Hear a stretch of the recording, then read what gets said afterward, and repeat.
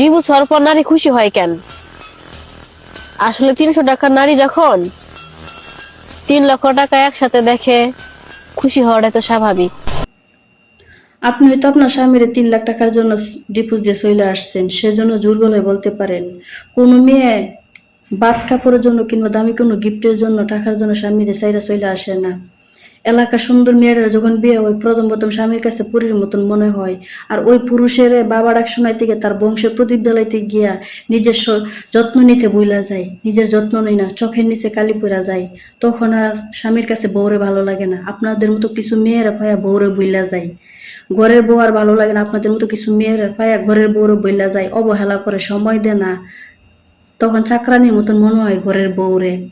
আর তখনই স্বামীর অবহেলা অত্যাচার সহ্য না করতে পাইরা তখনই সন্তান নিয়ে ডিভোর্স দিয়ে চলে আসে স্বামীরে।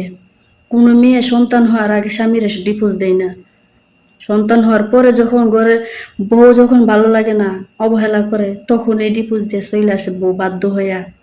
একজন নারী আরেকজন নারীর এভাবে ছোট করে কথা বলেন, আপনার কি কোনো পারিবারিক শিক্ষা নাই?